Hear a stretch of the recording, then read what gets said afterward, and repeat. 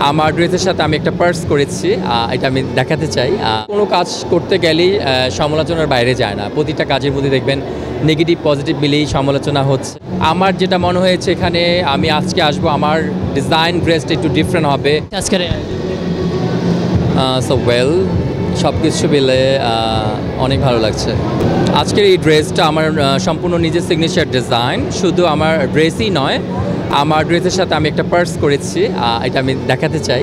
মানে একটু একটু একটু ভিন্ন টাইপের ডিজাইন নিয়ে এসেছি আজকে আমি বাইফাই অ্যাওয়ার্ডে, এবং সাথে আমার একটি প্রিন্স কোট টাইপস, এবং আমি যেটা পরেছি জুতোটাও হচ্ছে আমার সেম ম্যাচ করা।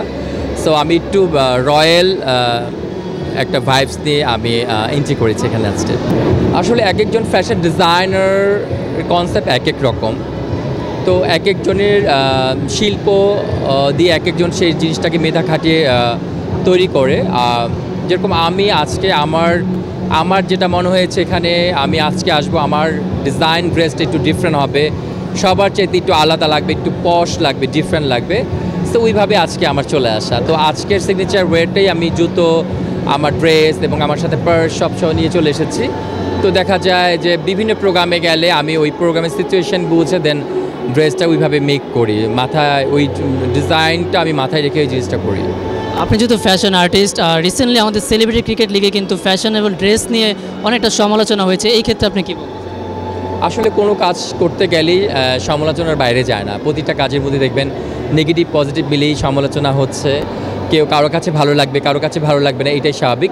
তো আমার কাছে অনেকের কাজ ভালো লাগে না, আবার অনেকের কাছে আমার কাজ খুবই ভালো লাগে। সো এখন এটা যার যার ব্যাপার। আর আমি আমার কাছ থেকে 100% আমার কাছে ভালো লাগে, যেহেতু আমি প্রতিটি ডিজাইন অনেক সূক্ষ্মভাবে চিন্তা করে এবং ডিফারেন্টভাবে তৈরি করার ট্রাই করি। আমি আমার পক্ষ থেকে মনে করি আমার কাজ আলহামদুলিল্লাহ অনেক সুন্দর এবং সবাই অনেক বেশি পছন্দ করে। এবং শুধু আমি, আপনি ইতিমধ্যে জেনেছেন আমি দেশের বাইরেও ছিলাম, 3টা দেশে আমি অলরেডি ঘুরে এলাম। সো আমার ডিজাইনিং নিয়ে কাজ করেছি ওইখানে। সো আমি আবার এই বছরই লাস্টের দিকে আমি আবার দেশের বাইরে যাচ্ছি, যেখানে আমার শুধু আমার ফ্যাশন নিয়ে, যেখানে র্যাম্পিং শো হবে, যেখানে র্যাম্প শো হবে। সো শুধু আমার ফ্যাশন নিয়ে ওরা মডেলসরাও এখানে এন্ট্রি করবে। সো এই জিনিসগুলো আমাকে আসলে অনেক ভালো লাগে, আমার নিজের কাছে ভালো লাগে অনেক।